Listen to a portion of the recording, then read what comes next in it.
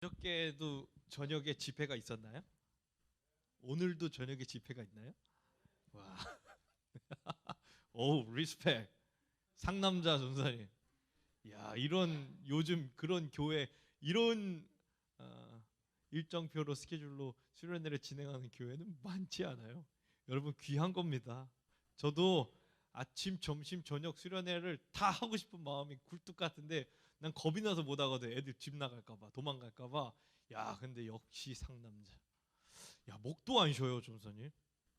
난 오늘쯤이면 이제 잠잠해지겠거니 했는데, 아우, 오늘은 더 샤우팅이 파이어한데요. 멋있습니다.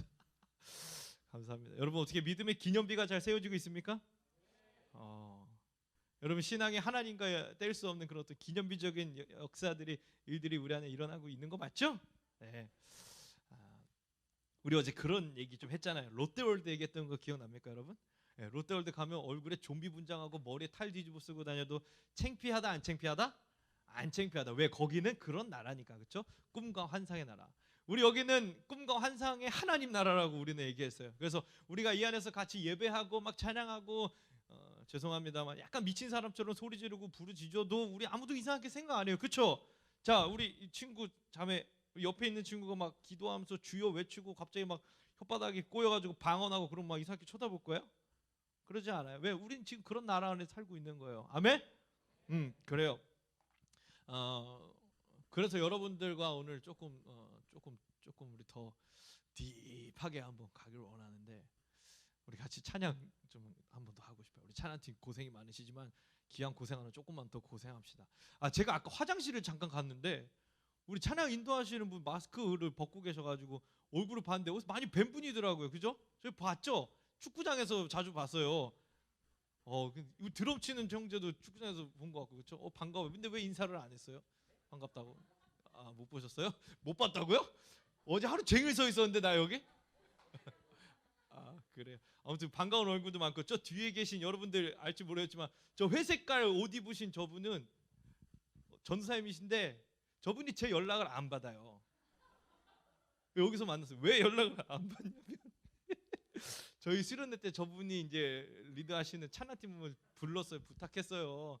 그래서 막 찬양했는데 저분이 찬양팀을 몇 시까지 하냐면 여러분 찬양팀 잘 들으세요. 저분이 우리 교회 수련회 오셔가지고 찬양팀 기도회를 몇 시까지 했냐면 새벽 4시 반까지 했어요. 그리고 전화를 안 받아요. 저는요 불이 있는 사람입니다. 우리 박삼랑 전도사님만큼 나도 나름 상남자라고 자부해요. 뭐 아까 얘기 들어보니까 살짝 조금 기분이 언짢았던 게 뒤에 뭐 집회가 있어서 이번 집회는 그냥 뭐 대충 하고 넘어가겠다 뭐 이런 알량한 생각들을 갖고 계신 그런 어줍지 않은 분도 혹시 계실까봐 그렇지 않다. 우리는 오늘 불을 받아야 된다. 이런 마음가짐을 가지고 우리 같이 찬양 불을 내려주셔서 찬양할 건데 여러분 잘 들어보세요. 지금 찬양하기 좀 힘든 사람들 막 짜증나는 사람들 부담스러운 사람들 버거운 사람들 있을 수 있어요. 이 얘기를 한번 하고 우리 찬양할게요. 제가 바닷가에 갔어요. 근데 저는 몸에 물 묻는 거 너무 싫어요. 모래 묻는 것도 싫어요. 그래서 저 바닷가에서 남들 막 다 헤엄치고 재밌게 물장구 치고 놀 때 저는 혼자 이렇게 먼발쳐서 커피 마시면서 분위기 잡는 걸 좋아하는 사람이에요. 그런데 제가 바닷가에 가서 발에 모래 묻히고 바닷물을 발에 담그는 순간 저는 그야말로 미친놈처럼 바다 안에서 놀 자신이 있어요.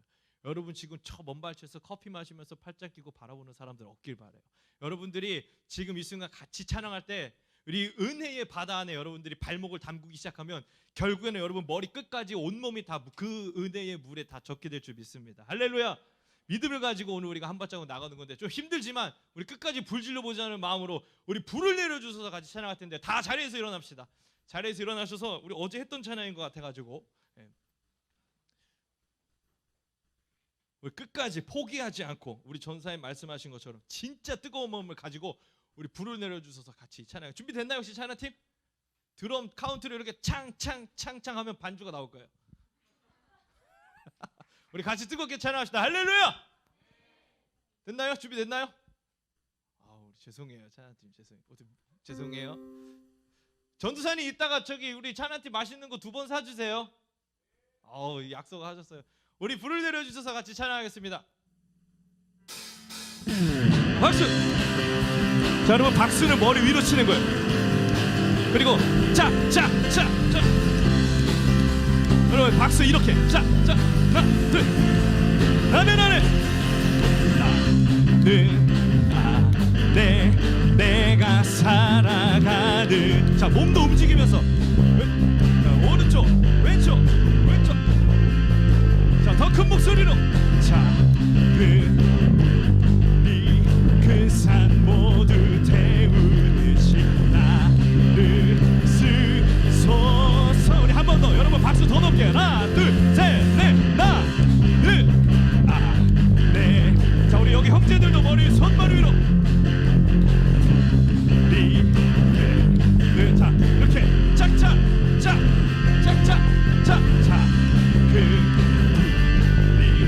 그산 모두 태우듯이 나를 쓰소서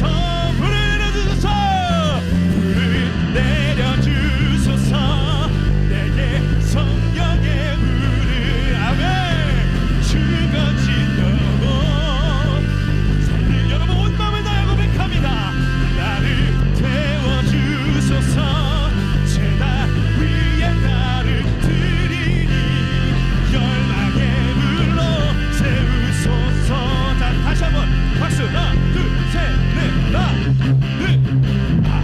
여러분 큰 목소리로 더 크게 안 들려요 여러분 더 큰 목소리로 찬양하는 거야 갑시다 하나 둘셋넷 자 그 산 모두 태우듯이 나를 자 우리 함께 뛰어볼까요 원투 불을 내려주소서 내게 성령의 불을 죽어진 영혼 살릴 수 있도록 나를 태워주소서 제단 위에 나를 드리니 열망의 불 여러분 한 번 더 마음과 전심을 다하고 백합니다 불을 내려주소서 내게 성령의 불을 아멘 죽어진 영혼 살릴 수 있도록 주여 나를 태워주소서 제단 위에 나를 드리니 열망의 불로 태우소서 자 태우소서 자 목소리는 작게 박수는 크게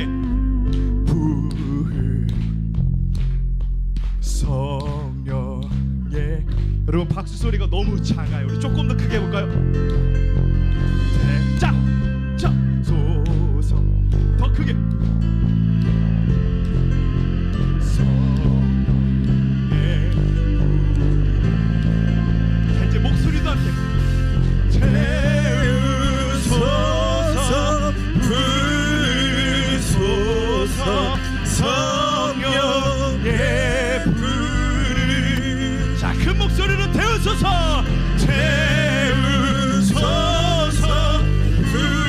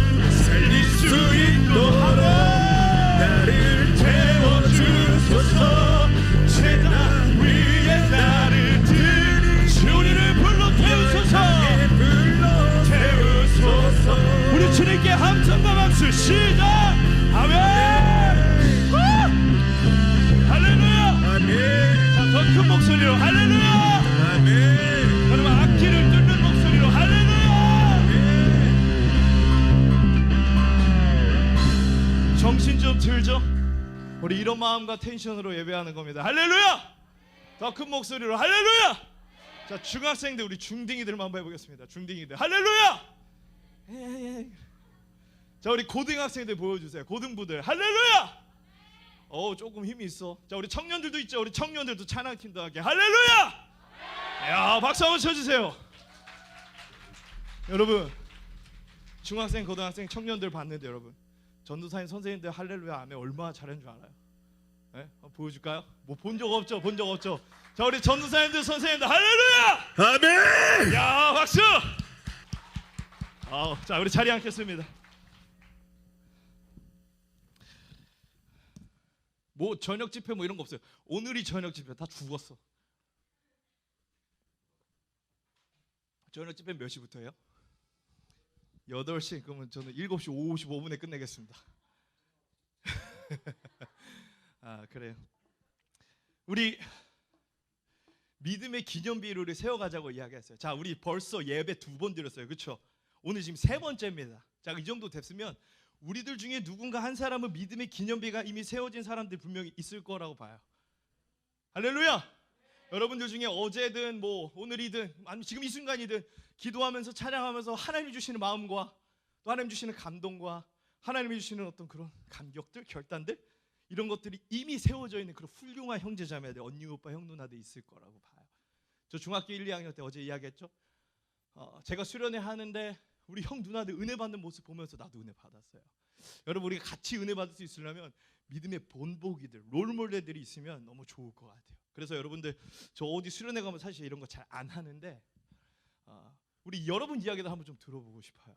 그래서 좀 갑작스럽지만 반주는 깔아줄게요. 우리 찬양팀 너무 죄송하네. 여러분들 중에 어제든 혹은 오늘이든 아니면 지금 이 순간이라도 하나님이 주시는 어떤 감사한 마음 혹은 결단한 것들 아니면 회개한 것들이 있다면 이 시간 우리 같이 좀 간증하면서 우리 말씀을 좀 시작하려고 해요. 다 지금 이제 내 눈을 막 피하기 시작했어요. 저 이런 거 잘 안 해봐가지고요. 여러분들이 아무도 안 나오면 몹시 당황할지 몰라요. 물론 그냥 그런 넘어가겠지만 한 명만, 딱 한 명만 여러분들 중에 내가 받은 은혜 좀 같이 나누고 싶습니다. 그리고 이 은혜를 오늘 밤 또 지금 이 순간 같이 나누길 원합니다. 은혜는요 흘러가더라고요. 내가 은혜 받으면 마치 잉크 퍼지듯이 톡해서 주변으로 흘러가는 걸 저는 많이 경험했어요. 자, 여러분들 중에 중학생도 좋아요, 또 고등학생 좋아요, 청년부 선생님도 좋아요. 전도사님은 안 돼요. 같이 받은 은혜를 간증하면서 뭐 짧게 1, 2분이라도 나누고 싶은 분 손 들어보세요. 꿈찔꿈찔. 우리 드럼 치셨던 형제. 박수 한번 쳐주세요. 앞으로 나와주세요. 와, 용기가 너무 멋있습니다. 자, 우리 성함이 이쪽으로 오세요. 네, 이쪽으로 오세요. 오늘의 주인공입니다. 성함이 뭐였죠? 동우 형제. 우리 동우 형제의 이야기를 좀 같이 들어보겠습니다. 원래 수련회 전날에 그 전주에 친구들과 여행이 잡혔었는데 그 친구들이 수련회 왜 가냐고 그냥 가지 말고 같이 여행 가자 그랬었는데 참 고민이 많았었어요. 이거만큼 여행만큼 수련회가 의미가 있을까? 이런 생각도 들었고 또 막상 수련회를 위해 여행을 포기하자니 쉽게 놓여지지가 않는 거예요. 그래서 막 기도도 하고 되게 고민을 많이 했는데 결국 선택한 건 수련회였는데 수련회를 선택하면서도 또 생각이 많았어요. 내가 이거 여행을 버리고 수련회를 왔는데 버린 것만큼 은혜를 받지 못할까봐 그거에 대한 두려움도 있었고, 그러고 또 내가 많이 부족한데 하나님이 과연 받아주실까 이런 생각도 많이 했어요. 근데 되게 많이 오늘 회개하면서 제가 그동안 가졌던 마음가짐과 그런 것들에 대해서 많이 회개하고 은혜 받을 수 있었던 시간이었던 것 같아요. 감사합니다. 감사합니다. 여행 어디로 가려고 그랬어요? 강릉. 강릉 초당 순두부. 강릉에 그렇게 좋은 카페가 많다 그러던데, 야, 강릉을 뿌리치고 강력한 은혜를 받으러 오신 우리 동우 형제. 저런 믿음의 결단이 저에게는 또 여러분들에게는 아마 큰 귀감이 될 거라고 봐요. 그죠? 아마 여러분들 중에도 다른 것 중요한 것들 제쳐두고 내려놓고 수련회에 우선순위를 둔 분이 분명히 계실 거예요. 저는 그런 분들에게 하나님 특별히 더 많은 은혜를 부어주실 거라고 믿습니다. 할렐루야. 하나님은 하나님 앞에 내려놓는 만큼 반드시 그 이상을 채워주시는 분이라는 걸 저는 많이 느꼈어요. 오늘 동우 형제에게 또 그런 비슷한 상황에 있는 여러분들 중 누군가에게 하나님이 그런 은혜 부어주시기를 축복합니다. 또 혹시 나는 좀 아쉬워서 한 번 더 나도 이야기 한번 해보고 싶다. 용기를 내서 우리 한 분만 더 모셔볼까요? 없으면 끝내고. 우리 USA님 나와주세요. 아우 멋있습니다. 청년이신가요? 성함이 저는 김경주입니다. 경주, 강릉과 경주네. 저는 25살이고 청년부인데요. 사실 제가 3일 후에 꿈이 선생님이어가지고 임용고시 2차 면접이 있거든요. 그래서 수련회를 나오는 게 조금 부담이 됐어요.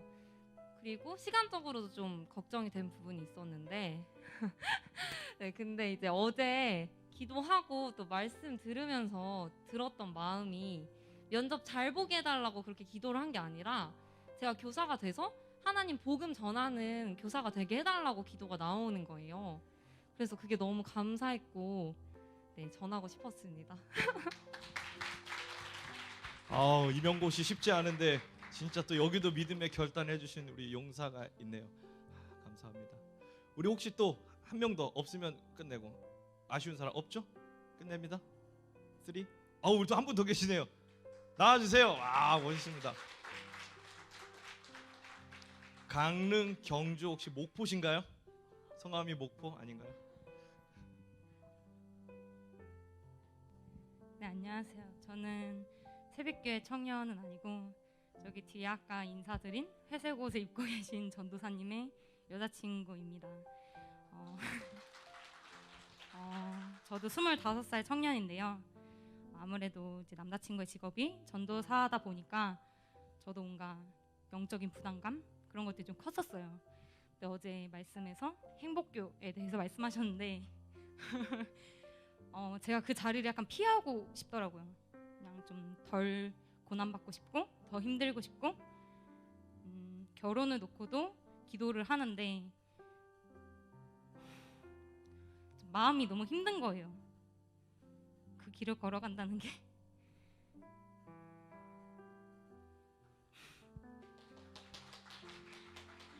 근데 어제 말씀을 들으면서 나의 행복까지도 하나님 앞에 내려놓자 그런 마음이 들어서 남자친구한테 선포를 하고 뭐 결혼할지 안 할지 잘 몰라요, 여러분.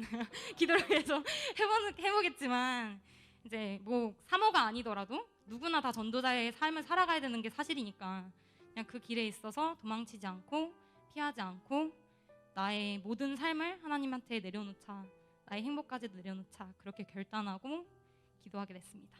감사합니다.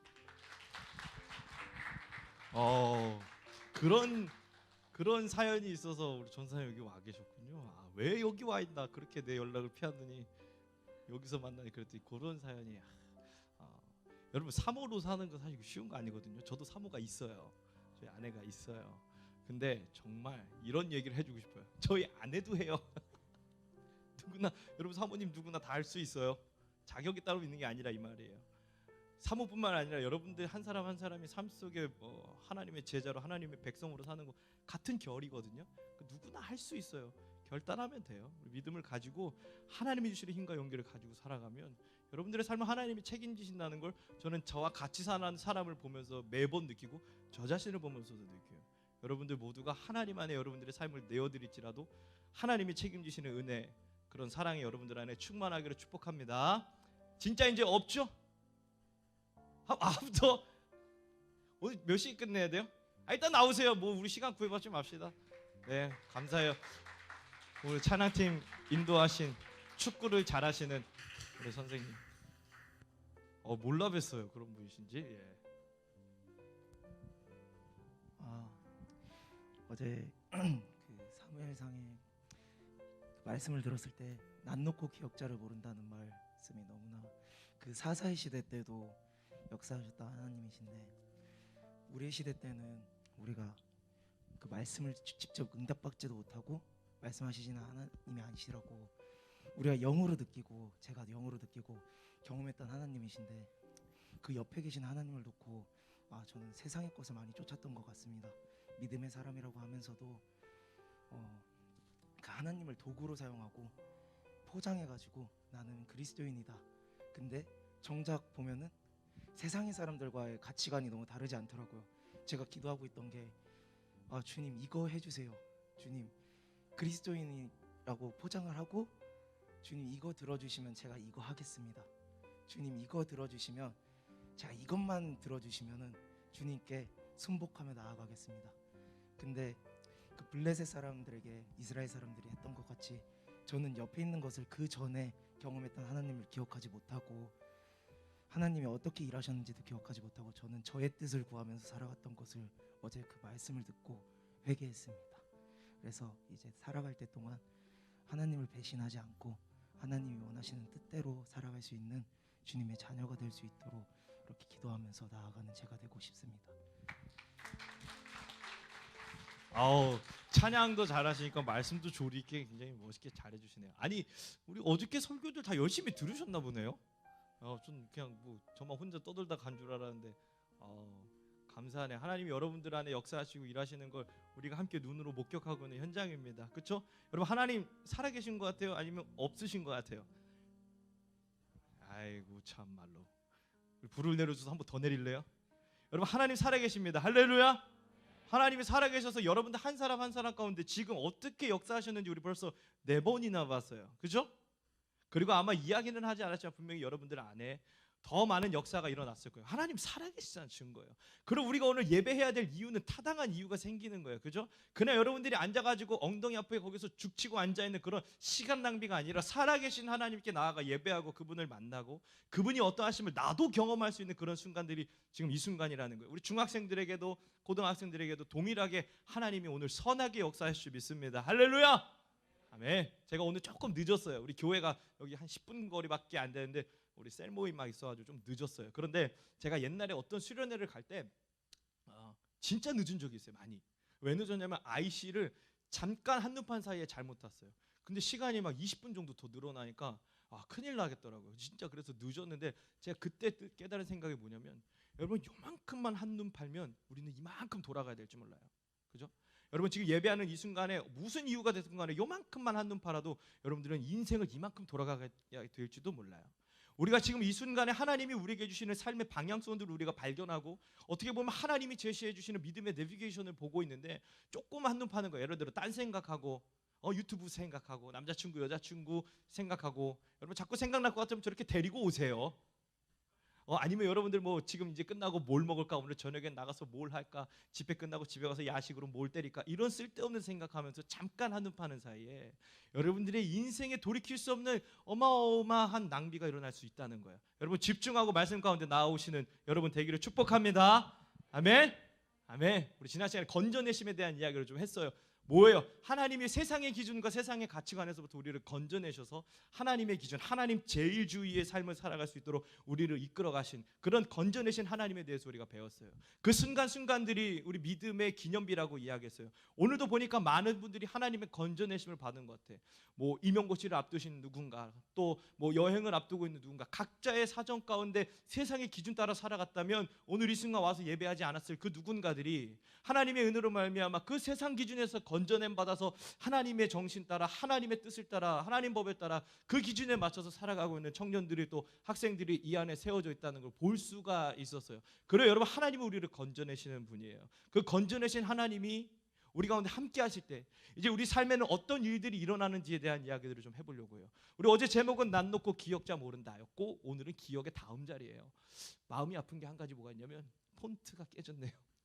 제가 PPT를 잘못 보내네요. 이거 그냥 제가 돈 주고 산 폰트, 멋있어 보이려고 돈 주고 산 폰트라 못 보내고 그냥 여러분 이거 신경 쓰지 마세요. 죄송합니다. 그냥 이렇게 봅시다. 오늘 말씀의 제목은 기억의 뭐다? 다음 자리. 다시 한번 기억의 다음 자리. 기억의 다음 자리.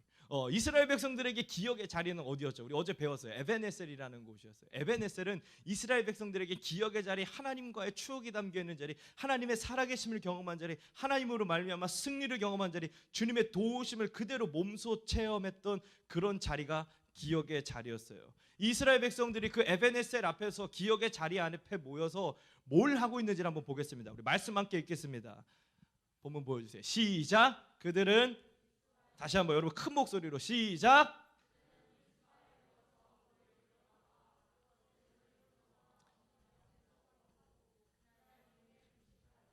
그리고 거기에서 우리가 주님을 거역하여 죄를 지었습니다 하고 고백하였다. 미스바는 사무엘이 이스라엘 자손 사이의 다툼을 중재하던 곳이다. 자, 이 에베네스의 전쟁을 앞두고 이제 돌아온 여호와의 궤를 보고 사무엘의 명령을 따라 또 사무엘의 선포에 따라 이스라엘 백성들이 어디에 모였냐면 미스바라는 곳에 모였어요. 자, 미스바에 모여가지고 지금 이스라엘 백성들이 뭘 하고 있는 거냐면 사무엘이 얘기했던 것처럼 회개한 거예요. 그들이 얼마나 하나님 아닌 다른 것들을 섬기며 살았는가, 하나님을 얼마나 도구로 만들었는가, 얼마나 하나님 아닌 행복교 바알과 아스다롯을 섬기며 살았는지 사무엘의 선포를 통해서 깨닫고 이제 이 사람들이 모여서 금식하고 회개하고 기도하고 있는 거예요. 그것을 우리가 뭐라고 이야기하냐면 미스바 성회라고 불러요. 미스바 성회. 지금 여기 이스라엘 백성들은요, 미스바 성회가 이루어지고 있는 그 미스바에 앉아 있는 거예요. 여러분, 미스바를 지금 우리식으로 표현하면 뭘까요? 수련회예요. 혹은 뭐 부흥회. 자, 지금 우리랑 똑같지 않아요? 사무엘이라는 목사님이 나와가지고 얘들아 똑바로 살아, 여러분 우리 이렇게 살면 안 돼, 회개합시다 막 외쳤을 때 여러분들이 기도하듯이 이스라엘 백성들도 모여가지고 막 기도하기 시작한 거예요. 어떤 사람은 금식도 해요. 혹시 금식한 분 계세요 지금? 금식하는 분 없어요? 아, 정말 아름다운 교회예요. 저 다니던 교회는 수련 때 금식을 시켜요. 야, 그럼 미칩니다. 거의 막 2박 3일 금식 시키는데, 이야 진짜 괴로워. 근데 여러분 진짜 전사님께 감사하세요. 금식 안 시키는 것만으로도. 금식하면서 주여 외친다고 생각해봐요. 큰일 납니다. 여기 이 사람들은요, 하나님 앞에 회개하면서 금식하면서 주님 앞에 나아가 그래요, 말 그대로 수련회를 하고 있는 중인 거예요. 열심히 수련회를 하고 있어요. 여러분 열심히 수련회 하고 있어요? 아, 그래요. 보여요. 어제보다 조금 더 그래도 눈이 마귀 같지 않아요. 오늘은 조금 천사 같은 분들이 보여서 너무 마음이 고마워요. 너무 행복해요. 우리가 수련회를 열심히 하면 또 회개를 하고 하나님 앞에 나아가요. 여러분 참고로 회개는요 뭔지 아세요? 회개는 그냥 하나님께 나 죄송해요, 내가 이거 잘못했어요 하고 무슨 법정에서 재판받듯이 막 내 잘못을 나열해 놓고 이야기하는 게 아니라, 회개는 좀 어려운 말이지만 윤리적이고 도덕적인 얘기가 아니라 관계적인 얘기예요. 관계. 회개는 하나님과의 관계에 대한 얘기라는 거예요. 나 이제 하나님과 더 친밀한 관계를 맺겠다는 다짐이 회개 안에 들어있어요. 하나님으로부터 멀리 가던 내가 돌이켜서 방향을 전환, 유턴해서 하나님과 가까운 관계로 나가는 거 우리가 회개라고 하는 거예요. 잘못한 거 털어놓는 게 회개가 아니에요. 근데 하나님께 나아가려면 잘못을 털어놓긴 해야죠. 그래서 제가 여기 이스라엘 백성들도 하나님과 좋은 관계 맺기 위해서 유턴해서 하나님께 나아가고 있는 그 미스바 성의 수련회 중에 있는 거예요. 그런데 여기에 참 아이러니한 한 사건이 등장합니다. 우리 아까 봤던 말씀, 이스라엘 자손이 미스바에 모였다는 소식이었죠. 블레셋 사람들의 귀에 들어간 거예요. 자, 그러니까 블레셋 사람들이 생각했을 때 이상한 거예요. 저 이스라엘, 저 힘없는 사람들, 저 우리한테 패배당해서 무려 34,000명이나 죽임을 당했던 저 민족이 지금 민족 대결집을 한 거야, 미스바에서. 그래 모여가지고 소리 지르고 막 부르짖고 있으니까 마치 군대에서 스파르타 스파르타 이런 거 하듯이 모여가지고 막 그러고 있는 거 보면서 블레셋 사람들이 위협을 느낀 거예요. 아, 얘네 또 전쟁 준비하나 보다, 얘네 또 모여가지고 무슨 작당 모의를 하나 보다 싶어가지고 블레셋 사람들 그 통치자들이 이스라엘에 치려고 그들에게 미스바에 다가오고 있어요. 참고로 미스바는 어떤 언덕을 의미하는 거예요. 망대 뭐 이런 걸 의미하는 겁니다. 거기로 이제 블레셋 사람들이 오고 있다는 소문을 이스라엘 백성들이 수련회 중에 들은 거예요. 그래서 이 사람들이 뭐 하고 있습니까? 두려워하고 있어요. 여러분, 우리가 오늘 이 부분에 대해서 이야기를 하려고 해요. 오늘 말씀의 제목은 기억의 다음 자리라 그랬어요. 제가 여러분들에게 기억의 자리 몇 가지를 좀 설명할게요. 기억, 이 remember 기억이 아니라 우리 한글 기억의 자리 몇 가지를 소개하려고 해요. 그 중에 첫 번째가 뭐냐면 공격이라는 거예요. 기억, 공격. 첫 번째 기억하세요. 공격이에요. 여러분, 우리가 열심히 예배하고 수련회하고 있을 때 우리에게는 평화만 있을 거라고 생각해요. 그렇죠? 그런데 우리가 수련회를 해도 은혜가 충만해도 하나님 만났다고 자부할지라도 우리 삶에 어제도 얘기했지만 빼놓을 수 없는 게 바로 공격이라는 거예요. 저도 여러분들처럼 어제 얘기했듯이 막 열심히 수련회 했어요. 은혜가 충만했어요. 그래서 막 카톡 부사 예수님으로 다 바꿔놓고요. 예? 인스타에 예수님 막 얘기 올리고 묵상한 거 막 올리고 큐티 막 3일씩 4일씩 안 빠지고 계속하고 일주일은 좀 힘들고 나름 새벽 예배도 가고 막 그야말로 은혜가 충만한 그런 상태였던 시절이 있었어요. 목사 되기 전에 여러분들 나이 때 학생 때 청년 때 열심히 수련하고 막 마음이 정말 그야말로 뜨거워가지고 맨날 찬양만 듣고 이 가요 안 듣고 맨날 찬양만 듣고 어노인팅 뭐 예수전도단 이런 찬양 맨날 듣고 그렇게 그야말로 충만했던 이 사람들이 금식하며 기도하듯 나도 하나님 앞에 매일매일 기도하면서 신앙생활 열심히 했던 시기가 있어요. 아마 여러분들 중에도 그런 사람들 있을 거예요. 이제 수련회 마치면 내일부터 새벽 예배 나오고 막 큐티 3일씩 4일씩 하고 어떨 때는 막 하루 한 끼씩 금식도 하고 가가지고 부모님 사랑해주고 막 이런 친구들 우리들 안에 있을지 몰라요. 뭐 굉장히 자연스러운 현상이고 원래 있는 일이에요. 그런데 그럴 때 우리 삶이 굉장히 평화롭고 윤택해질 거라고 생각을 하는데 희한한 게 우리가 은혜 받았을 때 우리가 은혜에 충만했을 때 막 불이 뜨거울 때 꼭 공격이 찾아와요. 제가 그랬어요. 열심히 수련하고 막 은혜 그렇게 받았다고 했잖아요. 근데 그때 제 삶에 정말 가장 큰 공격이 하나 들어왔어요. 어떤 공격이냐면 이런 거예요. 여러분 우리가 은혜 받았을 때 공격받았다고 하면 너 이제 교회 가지 마, 예배 드리지 마, 너 기도하지 마, 막 이런 걸 공격이라고 생각하잖아요. 그죠? 물론 그런 공격도 공격일 수 있지만 진짜 교묘한 공격은 뭐냐면 질문이에요. 제가 수련회를 열심히 마치고 은혜가 충만해서 학교로 돌아갔어요. 근데 저에게 어떤 친구가 이런 질문을 했어요. 야 최연, 네가 나보다 잘난 게 뭐가 있어? 걔는 참 이상한 애죠. 그런 쓸데없는 질문을 왜 하는지. 아무튼 맥락도 없이 갑자기 와가지고 야 네가 나보다 잘난 게 뭐가 있어? 이렇게 물어보는 거예요. 기분이 나쁩니까 안 나쁩니까? 기분이 상당히 나쁘죠. 많이 언짢았어요. 우리 또 인천은 건드리면 가만히 안 있어요. 네? 그래가지고 이제 나 받아치려고 뭐 내가 네보다 잘난 게 없어요. 와 저는 거기서 진짜 멘붕이 왔어요. 멘붕. 그때 멘붕이라는 말은 없었는데 머리를 한 대 뭐가 이렇게 맞은 것 마냥 띵 하는 생각이 드는 거예요. 아니 진짜 걔보다 내가 잘난 게 하나도 없는 거예요. 고등학교 때인데 우리 반 친구가 야, 네가 나보다 잘난 게 뭐가 있어라고 얘기했어요. 난 뭐 받아쳐야 되는데 받아칠 게 없는 거예요. 왜냐면 실제로 그랬어요. 걔가 저보다 공부 훨씬 잘했어요. 여러분 제가 공부를 잘했을 것 같아요? 못했을 것 같아요? 그건 여러분들의 믿음에 맡길게요. 근데 아무튼 걔보다는 못했어요. 정말 수학 3.8점 맞았어요. 어느 날 저희 담임 선생님이 저를 교무실로 부르시더라고요. 시험 끝나고 성적이 나왔고 이제 이제 큰일 났겠다, 혼나겠다. 이제 갔어요. 그랬더니 선생님이 딱 앉으라고 하시더니 야 현이야 너무 아깝다. 진짜 너무 선생님 입장에서 너무 아쉬운 게 있어. 그러시는 거예요. 왜요 선생님? 그랬더니 야 하나만 더 틀리면 빵점 맞을 수 있었는데 딱 하나 맞은 거 주관식 하나 3.8. 여러분 100점보다 맞기 어려운 게 빵점이에요. 찍어도 빵점은 못 맞아. 알죠? 빵점 맞아본 적 있어요? 위인이 될 거예요. 저는 그래서 위인이 못 됐어요.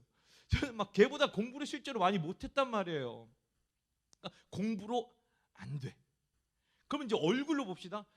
제가 지금이야 좀 몰골이 이렇게 상당히 아름다운 편인데 그 당시에는 안경도 안 쓰고 보여줄까? 왜 웃어요? 환상이 깨지나요 갑자기? 그때는 안경도 안 쓰고 머리도 뭐 이렇게 뭔지 알죠? 잔디 머리 그 잔디 인형 알죠? 쭉쭉쭉 나가지고 막 이상한 머리 그러고 다니고 침 질질 흘리고 다니고 교복도 커가지고 헬렐레 펠렐레 그러고 다니니 제 외모 비주얼적으로 봤을 때 그야말로 핫타치 중에 핫타치의 핫타치였어요. 예? 근데 그 친구는요 부모님이 미용실을 하셨어요. 부모님 미용실 하니까 이 친구 헤어스타일이 굉장히 화려해요. 방학 딱 마치고 왔단 말이에요. 수련회 끝나고 방학 마치고 만났을 때 이 친구 머리가 뭐였냐면 그때 당시 최신 유행하던 백컷 머리였어요. 백컷 머리. 백컷 머리 뭔지 알아요? 우리 선생님 같은 색깔이에요. 노란색 했는데 저렇게 길지 않고 딱 닭뼈슬 뭔지 알죠? 백컷 머리. 지금은 오그라들지만 그때 그게 제일 멋있었어요. 리스펙. 걔는 백컷 머리하고 막 나타나는데 나는 뭐 7렐레 8렐레 침 흘리고 눈도 조그매가지고 제 어렸을 때 별명이 새우젓이에요. 새우젓. 왜 웃으세요? 새우젓이셨어요 혹시? 눈이 새우젓만 하다 그래가지고 새우젓. 혹은 뭐 김제동 막 이런 얘기 많이 했어요. 김제동. 왜 웃어요? 김제동 닮은 것 같아요. 저 닮은 거 많아요. 하하도 닮았고 요즘에는 그래도 제일 기분 좋은 건 손흥민 닮았다고 사람들이 많이 하더라고요. 그래서 손흥민이 골 넣으면 꼭 나한테 전화를 해. 손흥민 골 넣었다고. 옛날에는 손흥민이 아니라 김제동 닮고 막 이상한 새우젓 닮고 막 그랬단 말이에요. 그러니까 외모로 봤을 때도 그 친구한테 안 되는 게 맞아요. 그다음 그 친구는요 운동도 잘했어요. 저 축구 잘하고 싶었거든요. 우리 때는 2002년 월드컵 알죠? 본 사람 있어요? 없을 수도 있겠구나. 우리 때 2002년 월드컵 축구 붐이 일어나가지고 개나 소나 다 축구해야 때였단 말이에요. 축구를 잘해야 인정받는 시대였어요. 그 당시에는. 근데 저는 축구도 잘 못해요. 근데 걔는요 거의 막 허벅지 이만해요. 지금도 걔는 군인 장교예요. 허벅지 막 이만해요. 축구 엄청 잘해요. 축구도 당연히 걔한테 안 돼요. 운동도 안 돼요. 심지어 싸움도 걔한테 싸우면 져요. 제가 싸움 잘 못했나 봐요. 그 친구한테 진짜 될 게 아무것도 없는 거예요. 정말 초라한 나 자신을 그때 진짜 발견하기 시작한 거예요. 야, 나 진짜 볼품없는 놈이네. 전 되게 뭔가 대단한 사람인 줄 알았거든요. 어제도 얘기했지만 교회 오면요, 저는요 인싸였어요. 그야말로 완전 얘기했죠. 금수저, 교회의 금수저, 교회의 성골, 진골. 저였단 말이에요. 교회 가면 우리 현이 왔구나. 막 엄청 대우해 주시고, 야 거의 뭐 교회에서는 내가 왕자님이야. 왜냐면 나밖에 없었거든. 우리 학년에 딱 나 혼자였어요. 제가 초등학교 때부터 고등학교까지 6년 동안 전도를 한 명도 안 했어요. 왠지 아세요? 혼자 다 해먹으려고. 제가 왜 3년 동안 회장을 할 수 있었는지 알겠죠? 나밖에 없었단 말이에요. 6학년이 나만 있었어요. 고3이 나만 있었어요. 청년부도 나만 있었어요. 그러니까 교회 가면 막 대접해줘요, 사람들이. 여러분 교회 오면 대접 받아요, 안 받아요? 푸대접 받아요 혹시? 교회 오면 막 다 어이야둥둥 이쁘다, 니네 잘한다, 막 앞에서 찬양 조금만 해도 야 너는 나중에 커서 가수해라, 막 이런 얘기 다 하시잖아요. 교회에서 연극하면 뭐 너 나중에 영화배우 해라, 이런 얘기 안 들어보셨어요? 사랑이 없는 교회인가요? 우리 교회 실제로 그래. 오늘 이거 혹시 누가 볼지 모르겠는데 우리 교회 오늘 찬양팀이 엉망진창이었어요. 리더가 오늘 못 와가지고 이제 다른 분이 했는데 막 브레이크 잡아야 되는데 브레이크 안 잡고 갑자기 브레이크 혼자 잡아야 되는데 혼자 베이스 둥 나오고, 그랬더니 그 찰나에 옆에 있는 애 드럼 스틱 날려먹고. 야 근데 제가 잘했다 그랬어요. 되게 격려해줬어요. 와 진짜 최고라고. 물론 진짜 우리 교회 찬양팀 최고긴 한데 나중에 수련회 할 때 찬양팀 없으면 우리 교회 불러주세요. 우리 찬양 잘해요. 근데 교회 가면요 막 조금만 모여도 막 다 칭찬해주고 막. 그러니까 저는 교회 안에서만 살았으니까, 교회라는 성 안에서만 살았으니까 저는 진짜 내가 대단한 줄 알았는데, 진짜 사회에 나가가지고 맞아들인 첫 번째 질문이 뭐예요? 네가 나보다 잘난 게 뭐 있어 했는데 진짜 걔보다 잘난 게 하나도 없는 거예요. 저는 교회에서는요 기도도 잘해요, 막 성경도 많이 봐요, 회장도 하고 교회 한 번도 안 빠지고 막 열심히 잘 나오니까 교회에서는 우등생인데 세상에 나가고 사회에 나가 보니까 찐따도 그런 찐따가 없는 거예요. 세상 최대 루저가 저였던 거예요. 근데 제가 그 중에서 가장 마음이 아팠던 건 뭐냐면 가난에 대한 문제였어요. 가난. 이 친구가 네가 나보다 잘난 게 뭐가 있어 한 다음에 그 다음 뭔 질문을 던졌냐면 니네 집이 우리 집보다 가난하잖아, 이 얘기를 던진 거예요. 나쁜 놈 아니에요? 네가 우리 집보다 가난하잖아, 이 얘기를 한 거예요. 아니 진짜 지금 생각해도 그런 얘기 왜 한 거지? 나 이해가 안 가네. 그래 아무튼 가난했어요. 근데 우리 집이 어느 정도로 가난했냐면 어제 잠깐 이야기했지만 저희 아버지 어머니가 이제 재혼하시면서 그때 이제 IMF 이런 거 막 물렸을 때예요. 우리 아버지가 하는 사업마다 다 안 됐어요. 잘 망했다 이 말이죠. 그래서 우리 아버지가 했었던 사업, 우리 집이 했었던 사업들을 좀 얘기하자면 떡볶이 집을 했어요. 그 분식집 앞에서 라면도 팔고 라볶이도 팔고 망했어요. 그다음 뭐였냐면 그걸 그대로 살려서 실내 포장마차를 했어요. 소주도 팔고 닭똥집도 팔고 망했어요. 그 잘했어요. 거기를 접고 다른 데로 이사 가가지고 치킨집과 족발집을 같이 했어요. 저 그때 배달 많이 했어요. 치킨 진짜 맛있고 족발 맛있었는데 이유를 모르겠지 망했어요. 그것도 잘 안 됐어요. 그래서 지하 상가에 가가지고 옷을 팔기 시작했어요. 근데 그것도 망했어요. 진짜 망하려도 이렇게 망할 수가 있나요, 여러분? 그래서 정한돼가지고 트럭 끌고 나가가지고 나이트클럽 앞에서 저 고3 때 오뎅 팔고 토스트 팔고 그때 돈 잘 벌었는데 그것도 망했어요.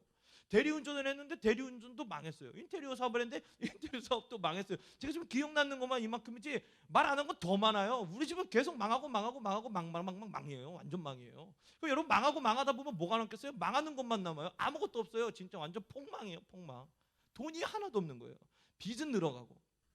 우리 집 그렇게 가난해지기 시작하는데 어떤 날에는 우리 집에 저랑 동생이랑 둘이 앉아 있는데 누가 막 우리 집 문을 두드리는 거예요. 나오라고. 우리 아버지 이름 부르면서 누구누구야 빨리 나와 막 하면서 막 한참을 막 소란을 피우더니 간 거예요. 저는 동생이랑 둘이서 중학교 때 너무 무서워가지고 벌벌벌 떨다가 잠잠해졌을 때 밖에 나가봤어요. 나가봤더니 우리 집 문짝에 도끼가 찍혀 있는 거예요.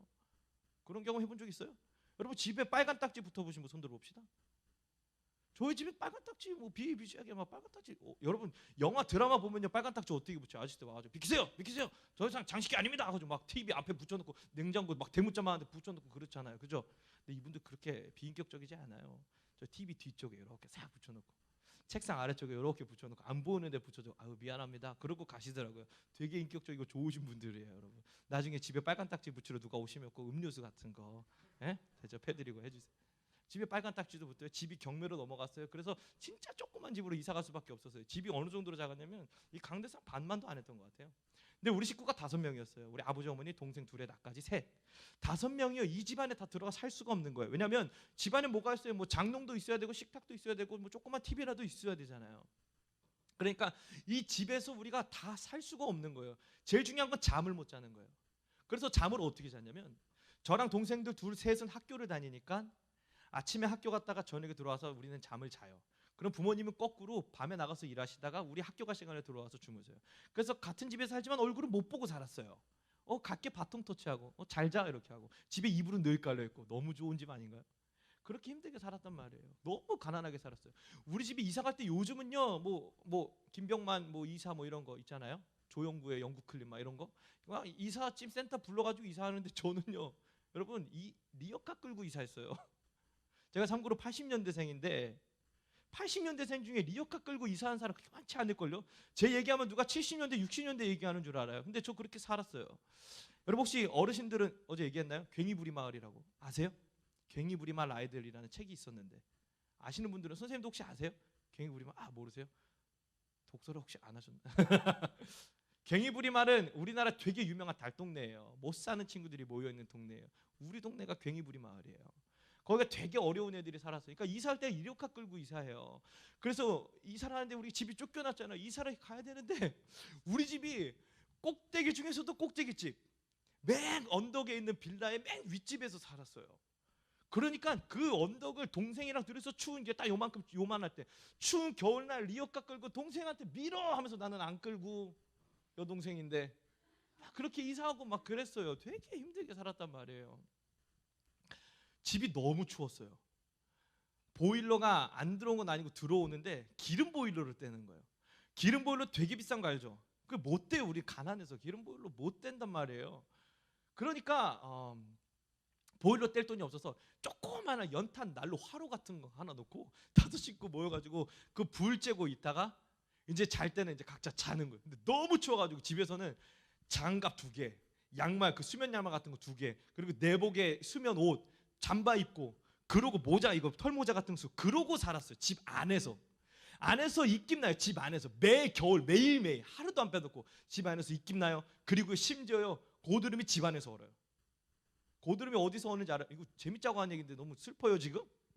고드름이 집 밖에서 여는 게 정상이잖아요. 우리 집은 고드름이 집 안에서 얼어요. 그래서 저희 교회 전도사님이 놀러 오셨다가 진짜 깜짝 놀라서 갔어요. 야, 이거 맞아? 고드름 맞아? 이러고 가셨어요. 그 전도사님이. 그렇게 힘들게 춥게 살았단 말이에요. 우리 집 벌레도 진짜 많이 나왔어요. 벌레. 제가 초등학교 때 학교 끝나고 집에 가면 제일 먼저 하는 일이 뭐였냐면 끈끈이에 붙어있는 쥐 잡았다 버리는 거. 쥐 좋아해요 여러분? 쥐 되게 귀여워요. 꼬리 빼고. 그래서 이 쥐 뜯어가지고 쥐 끈끈해서 뜯어지지도 않아 땅 파가지고 쥐 맨날 파묻고 벌레 맨날 나오고 하루는 우리 집에 개미가 알을 깠나 봐요. 근데 그거 알죠? 개미 중에서 날개 달린 개미가 있어요. 와, 제가 사진 찍어놨는데 나중에 한번 기회가 되면 제 인스타에 올릴 테니까 가서 보세요. 좋아요 눌러주시고. 개미가 바닥에 수북해. 근데 뭐라고? 날개가 달렸다고. 내가 방에 들어가면 얘네들이 다 공중부양을 해가지고 막 들러붙어. 잠잘 때도 개미랑 살았단 말이에요. 그 제가 어제 얘기했나요? 개미도 먹어보고 무슨 맛인가 또. 여왕개미 그래서 겨우 잡았더니 얘네 없어지더라고요. 너무 신기했어요. 자연의 신비를 집안에서 경험했어요 제가. 우리 집은 진짜 그렇게 가난하게 살았어요. 어느 날은요 여자친구 있었을 때 여자친구한테 저 이제 알바 했잖아요. 알바 해가지고 한 100만 원 정도 월급을 받았어요. 그때 저 한 15, 16년 전에 100만 원 큰 거였어요. 학생한테 100만 원 정도 있으니까 여자친구한테 가오를 좀 잡으려고 우리 오늘 맛있는 거 먹으러 가자. 그래서 비싼 데 데려가서 맛있는 거 먹고 계산하려고 했는데 계산이 안 되는 거예요. 이상하다. 오늘 내가 월급 받은 거 통장 분명히 확인했는데 이상하다 하고 결국에는 제 여자친구가 계산하고 나와서 알아봤어요. 너무 창피했어요. 이 통장이 압류된 거예요. 빚을 너무 져가지고 제 통장이 지금 그 통장은 지금도 압류돼 있을 거예요 아마.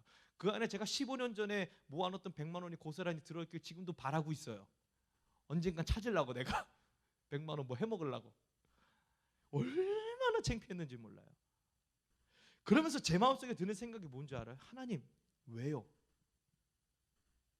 하나님 저는 왜 이러고 살아야 됩니까? 제가 신앙생활 똑바로 안 한 게 있습니까? 교회 제가 안 나간 적 있나요? 예배 안 드린 적 있나요? 헌금 빼먹은 적 있나요? 저는요 지금까지 살았던 제 인생에 딱 한 번 교회 딱 2번 교회 빠졌어요. 딱 2번.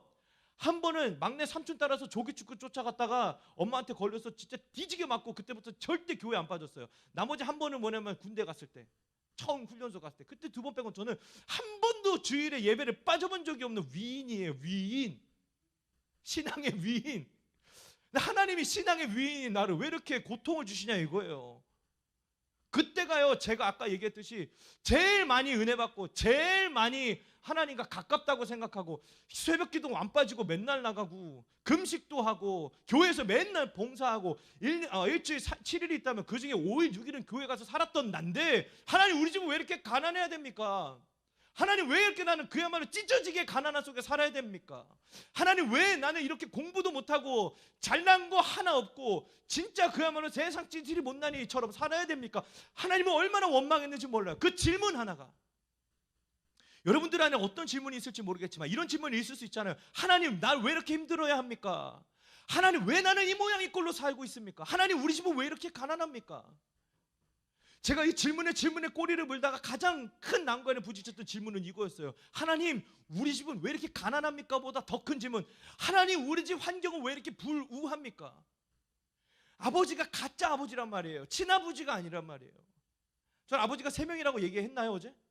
안 했어요? 아버지가 3분이에요. 진짜 저를 낳아주신 친아버지, 양아버지, 그리고 하나님 아버지. 아멘. 여러분들 2분씩 다 계시죠?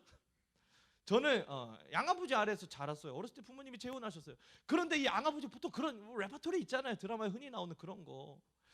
원래 친아들과 저를 막 엄청 비교하기 시작한 거예요. 누구는 막 그렇게 하는데 너는 애가 왜 이러니? 저는요 집에서 제일 힘들었던 게 뭐냐면 밥 먹는 거였어요. 저는 애기 맛, 초딩 입맛이요. 김치 같은 거 잘 못 먹었어요. 막 좀 비리고 이런 거 되게 싫어했어요. 근데 우리 아버지는 완전히 어부예요. 물고기 엄청 좋아해. 저는 서해 바다에 있는 물고기 다 잡아 먹어본 것 같아요. 망둥어, 짱뚱어부터 해가지고 무슨 박대며 뭐 좋은 고기도 아니야. 도미, 광어 이런 것도 아니야. 망둥어, 가오리 막 이런 거. 진짜 어이가 없는 게 집에 딱 들어가면요. 야, 저는 아까 집에서 생물을 다 봤다 그랬잖아요. 우리 집은 아쿠아리움이야. 들어가면 여기 가오리 걸려 있고 그 옆에 무슨 이상한 생선 걸려 있고 그 옆에 상어 걸려 있고 막 요만한 상어 있어요. 그래서 그 상어를 잡아가지고 말려가지고 조려가지고 저를 먹이라 그러는데 아니 초등학생, 중학생이 그걸 어떻게 맛있다고 먹어요? 하루는 무슨 묵이라고 먹으래요. 묵. 이 묵이 무슨 묵이냐면 생각만 지금도 비려. 생선 껍데기 해가지고 무슨 말린 묵이에요. 난 도토리 묵인 줄 알고 먹었단 말이에요. 와, 나 진짜 토할 뻔했어요. 근데 그거 갖고 역해한다고 혼내기 시작하는 거예요. 내 아들 누구누구는 잘 먹는데 넌 이걸 왜 못 먹니? 우리 아버지 진짜 와일드하신 분이에요. 여러분 집에 보통 그 어항 같은 거 있죠. 어항. 우리 집에도 어항이 있었는데요. 어항이 어느 정도 되냐면 거의 집 반만 했어요. 어항이 이거 지금 한 2칸만 했어요. 그럼 보통 어항에 못 키워요. 열대어 키우고 그죠? 뭐 금붕어 키우고 그러잖아요. 우리 집은 짱뚱어, 망둥어, 숭어 이런 거 잡아다가 그냥 어항이 아니라 수족관을 만드신 거예요. 배고플 때 잡아 드시려고. 야, 우리 집에 어느 날 통창에 우리 이제 집 차압되기 전에 통창에 있었어요. 우리 집 통창 베란다가 실화예요. 학교 끝나고 집에 갔는데 그 우리 집 유리창 베란다에 고라니가 뛰어다니는 거예요. 고라니. 아니 차 끌고 가다가 고라니를 쳤대요. 그래서 그걸 잡아왔대요. 차에 실어가지고 고라니 잡아다가 나중에 잡술라고 고라니가 약이 된다고. 그리고 며칠 있다가 요상한 고기가 식탁에 올라가긴 하더라고요. 야, 고라니가 얼마나 그냥 울지 않아요. 끼끼 우는데 야 진짜 미칠 뻔했어요. 앵무새 베란다에 키우다가 앵무새 다 얼어 죽고. 우리 집에 햄스터를요 30마리를 키웠어요. 처음에 2마리로 시작했어요. 얘네들이 생육하고 번성해가지고 30마리 되더라고요. 막 우리 집 막 되게 그러고 보면 동물원 사업을 했어야 되나? 아무튼 우리 아버지 막 그런 분이셨어요. 그러니까 이렇게 와일드하고 어둠의 세계에 계셨어요. 약간 이제 건달 같은 주먹 이만한 마동석 같다고 이야기했잖아요, 그죠? 우리 아버지 그런 분이셨어요. 그러니까 그런 남자가 완전 상남자 중에 상남자인 우리 아버지가 봤을 때 나는요 완전히 애송이. 이해 안 가는 족속이에요. 저는 되게 지금은 좀 비대해졌지만 되게 여리여리하고 여성하고 막 그랬단 말이에요. 엄마랑만 자랐잖아요. 아버지가 일찍 이혼하셨기 때문에 되게 여성스러운 삶을 살았어요. 그래서 먹는 것도 여성스럽고 말하는 것도 여성스럽고, 근데 이게 안 맞으니까 우리 아버지가 나를 맨날 잡아먹고 고라니 잡아먹듯이 저를 잡아드시고 맨날 잔소리하시고 막 혼내시고. 그러니까요, 저는 집에 가는 게 세상에서 제일 힘든 일이었어요. 어느 정도로 싫었냐면 아버지가 죽었으면 좋겠다는 생각을 했단 말이에요. 아버지가 없었으면 좋겠다. 아버지가 죽었으면 좋겠다. 교회 가서는 학교 선생님들이랑 막 형 누나들이랑 재밌게 노는데 집에만 가면 아버지가 있는 거기가 가기 너무 싫은 거예요. 그래서 하나님 얼마나 원망했는지 몰라요. 교회에서 기도할 때마다, 수련회 할 때마다 얼마나 울었는지 몰라요. 아버지가 없어지든지 내가 없어지든지 아니면 우리 엄마가 다시 이혼을 하든지 아니면 하나님 어떻게 좀 해결을 해달라고 얼마나 하나님을 부르짖고 기도했는지 몰라요. 그러면서 내 안 속에 뭐가 생기냐면요, 공격, 질문이 자꾸 생기는 거예요. 하나님, 나는 왜 이렇게 힘듭니까? 왜 우리 집은 가난합니까? 왜 우리는 불우합니까? 왜 하나님이 살아계시면 나는 잘 먹고 잘 살지 못하고 이 모양 이 꼴로 이렇게 거지같이 살아야 합니까? 하는 그런 질문에 꼬리를 물다가는 결국엔 어떤 생각까지 드는지 아세요? 하나님을 부인하기 시작하는 거예요. 하나님 없는 것 같아. 나 교회 안 다닐래. 이럴 거면 교회 다니는 거 뭐해? 차라리 나가서 돈을 벌고 말지. 차라리 나가서 주일에 토요일에도 열심히 알바해가지고 좋은 옷 입고 좋은 거 먹고 햄버거 하루 종일 먹고 그렇게 떵떵거리면서 살고 말지. 교회 다녀서 뭐해? 신앙생활해서 뭐해? 이런 질문까지 오게 된단 말이에요. 여러분들 아직 그런 지경까지 안 갔길 바래요. 근데 저는 그런 질문에까지 부딪힌 거예요. 그래서 저는 결국에 하나님을요 부인하고 부정했어요. 저 하나님이 없다고 생각했단 말이에요.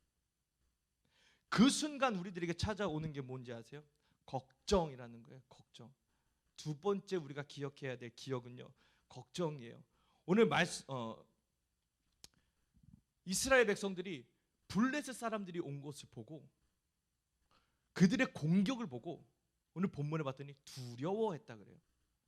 여러분, 우리 하나님 믿는 사람들에게 제일 큰 문제는요 바로 이런 두려움, 그런 걱정들이에요.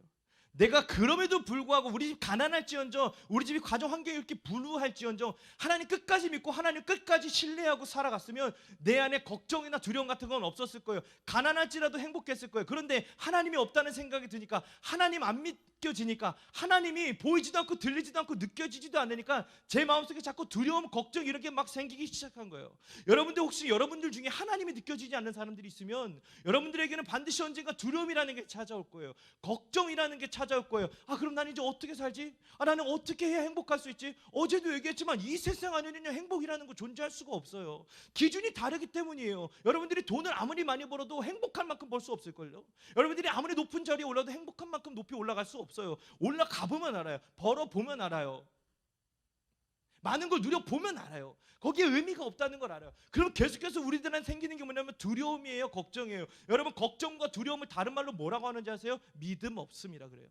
믿음이 없기 때문에 걱정하는 거예요. 믿음이 없기 때문에 두려워하는 거예요. 저는 이 믿음이라는 말을요 다른 말로 표현해요. 신뢰. 여러분 혹시 신뢰라는 말 알죠? 여러분, 저는 믿음이라는 말보다 사실은 신뢰라는 말을 더 좋아해요. 저는 하나님을 믿습니다라는 말보다 하나님을 신뢰한다는 말을 더 좋아해요. 제가 신뢰라는 말을 좀 예를 들어볼까요? 제가 옛날에 되게 친했던 목사님이 있어요. 근데 이 목사님이 별로 이렇게 신뢰가 안 가는 목사님이었어요. 좀 이렇게 뭔가 좀 이렇게 뭐랄까 꾀가 많은 그런 목사님이라고 제가 느껴졌어요. 그래서 이 목사님 별로 신뢰 안 했어요. 그런데 이 목사님이 어느 날 저한테 와가지고 우리 뭐 먹으러 가재요. 근데 그때 뭘 먹으러 가자 그랬냐면 무슨 순댓국이었나 뭐 선짓국이었나 그랬을 거예요. 저 순댓국 선짓국 이런 거 별로 안 좋아해요. 애기 입맛이라 그랬잖아요. 그런데 이 목사님이 저보다 선배 목사님이고 가자고 하시니 어떻게 해요? 가야죠. 쫓아갔어요. 근데 갔더니 아니나 다를까 가게가 엄청 허름해요. 뭔가 좀 진짜 맛 되게 없을 것 같아요. 음식에 쓰레기 들어가 있을 것 같은 그런 식당 있잖아요. 그죠? 딱 그 식당이었어요. 근데 들어가서 그 목사님이 먹으라고 시키라고 한 거 메뉴 시켜서 먹었는데요. 인생 순댓국. 순댓국 안 좋아하는데 진짜 인생 순댓국. 그 순간 이분이 달리 보이기 시작하는 거예요. 이분을 신뢰하기 시작했어요. 적어도 음식에 대해서는 이분을 신뢰해요. 이분 성함이 길 무슨 목사님이에요. 음식에 대해서는 이분이 길이고 진리고 생명이에요. 이분이 먹자고 하는데 다 맛있어요. 너무 신기해. 고기를 구울 때도 이분이 뒤집으라고 할 때 뒤집고 자르라고 할 때 잘라서 먹으면 똑같은 고기인데 맛이 달라요. 그래서 저는 이 부분에 대해서, 음식에 대해서는 이 목사님을 100% 신뢰해요. 뭘 먹자고 해도 다 쫓아가서 다 먹어요. 이게 신뢰예요. 내 생각보다, 내 방법보다, 내 계획보다 이분의 생각과 방법이 옳다고 믿고 따라가는 걸 신뢰라고 불러요. 근데 이 신뢰가 없으면요, 걱정하는 거예요. 야, 이 식당 맛없으면 어떡하지? 야, 이렇게 이 삼겹살 지금 이거 아닌데, 이 타이밍에 뒤집는 거 아닌데. 이분을 신뢰하지 않으면 저는 걱정했을 거예요. 맛없는 삼겹살 먹게 될까 봐. 하나님을 신뢰하지 않으면요, 하나님이 없다고 느껴지면요, 우리는 삶에 계속되는 걱정과 근심과 두려움이 계속 찾아온다는 거예요. 그게 우리가 기억해야 될 두 번째 기억의 자리예요. 여러분들 하나님 없다고 느껴지면 여러분들의 삶에 끝없는 걱정과 근심과 두려움이 여러분들에게 찾아올 거예요. 제가 그거를 결정적으로 깨뜨렸던 한 사건이 있어요. 저는 목사가 되었지만 목사로 살아가면서도 하나님에 대한 회의와 하나님에 대한 의심과 하나님에 대한 질문이 해결이 안 됐어요. 목회를 하고 있지만 뭐 어떤 우여곡절을 통해서 뭐 대학교 가고 대학원 가고 시험 보고 하면 다 목사 될 수 있어요. 여러분 다 목사 할 수 있어요. 목사 하세요.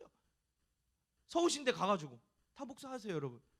그 정도 등급은 나오잖아요, 그죠?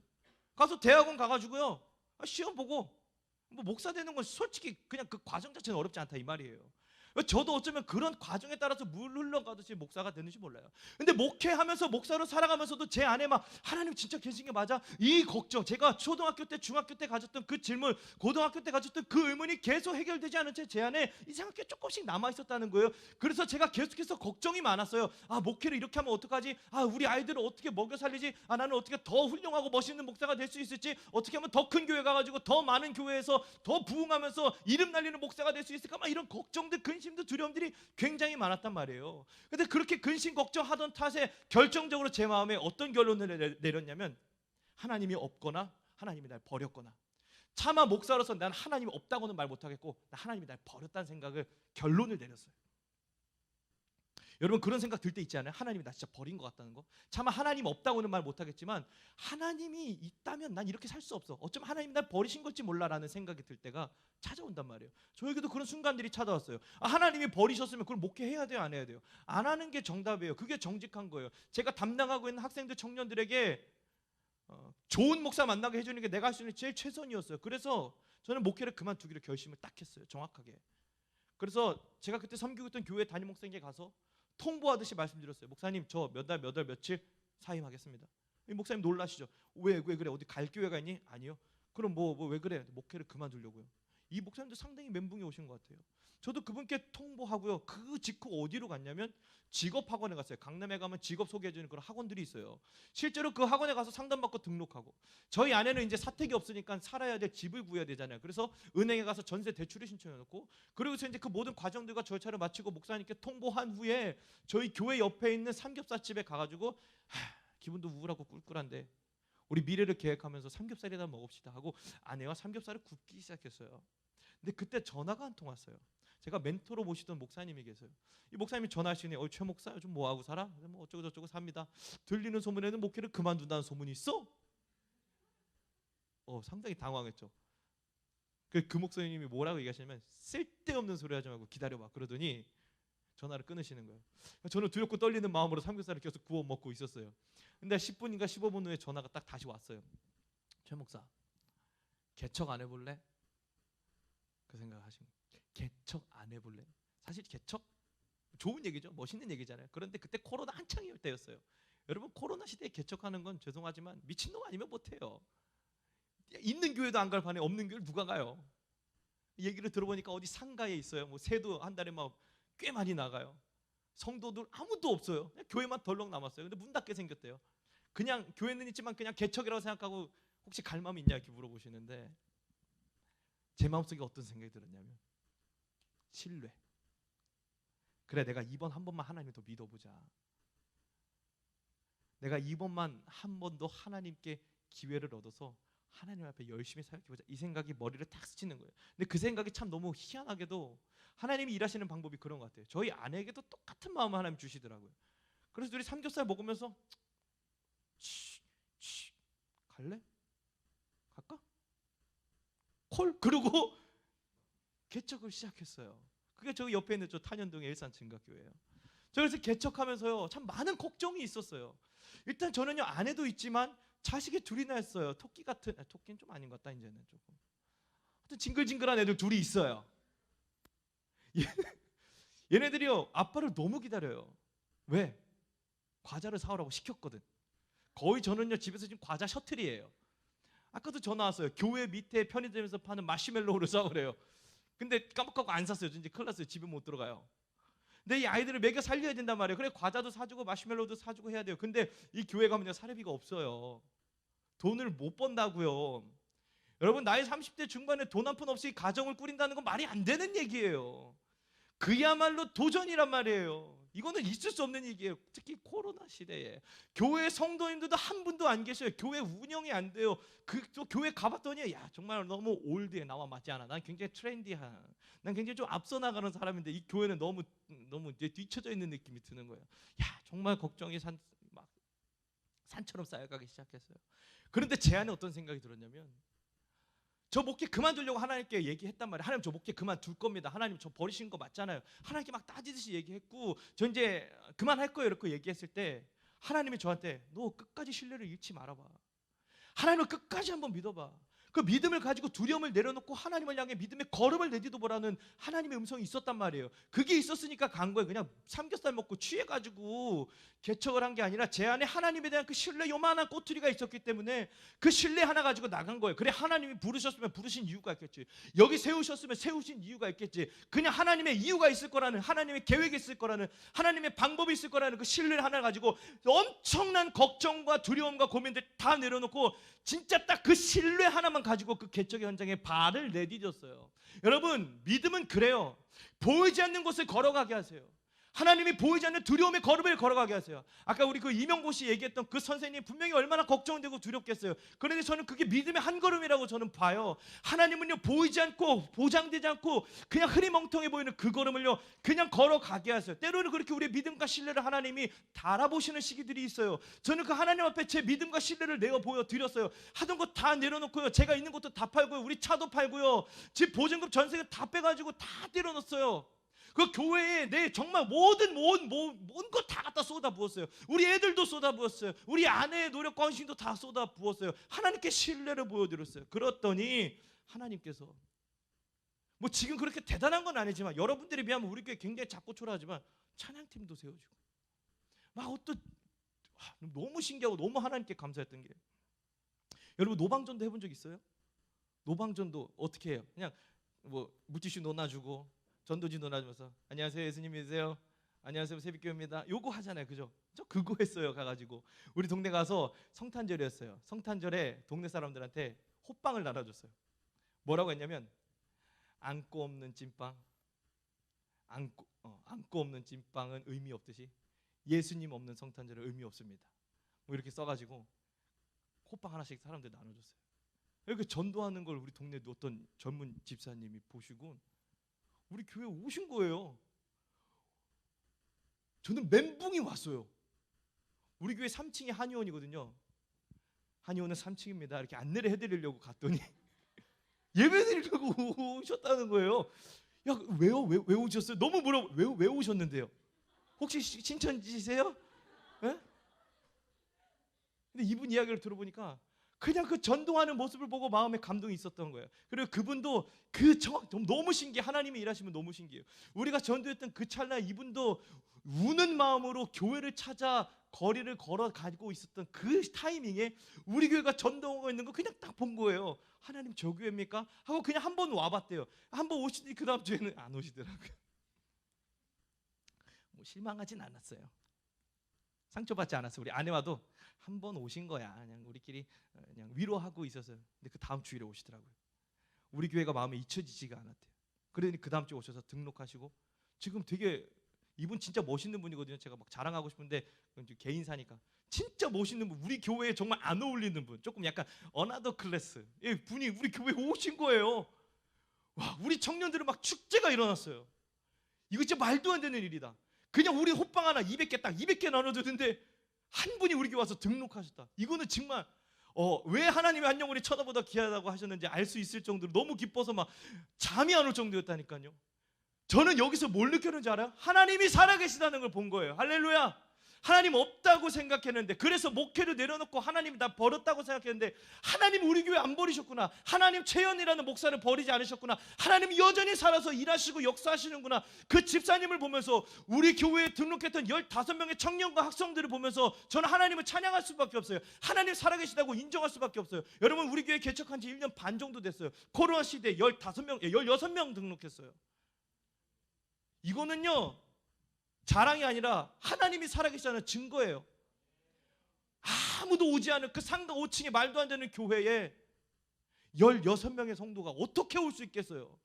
제가 뭐가 잘났게 오겠습니까? 아니요, 하나님 살아계시기 때문이에요. 하나님이 교회를 사랑하시기 때문이에요. 하나님이 하나님을 위해서 하나님의 삶을 내어드린, 자신의 삶을 내어드린 하나님의 자녀, 제자, 백성들을 사랑하시기 때문에 이런 역사들이 일어나는 거예요. 저는 그래서 모든 걱정들을 하나님의 신뢰하는 마음 앞에 다 내려놓을 수 있는 이 믿음의 기념비가 이 교회에 와서 또 세워진 거예요.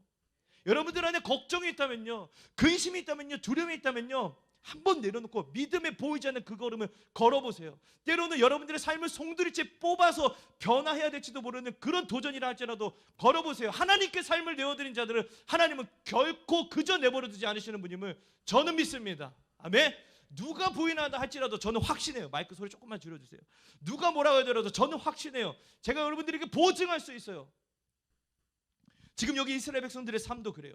이스라엘 백성들이 많이 두려웠지만, 이스라엘 백성들이 찾아오는 블레셋과 싸워서 전쟁을 준비해야 했지만, 걱정되고 두려웠지만 그들이 그 공격 앞에, 걱정 앞에 뭘 했냐면 하나님 앞에 예배 드린 거예요. 우리 사무엘이 번제를 드리고 있을 때 오늘 본문을 보니까 하나님께서 큰 천둥 소리를 일으켜 블레셋 사람을 당황하게 하셨고 그들이 이스라엘에게 패배했다 그래요. 여러분, 여기 본문을 보면요, 이스라엘이 한 건 아무것도 없어요. 하나님이 오직 싸우셔서 하나님이 승리하게 하신 전쟁이라는 거예요. 아멘. 여기가 에베네셀의 현장이에요. 여러분, 똑같은 에베네셀에서 얼마 전에 이스라엘 백성들은 패배했어요. 3만 4천 명이 죽었어요.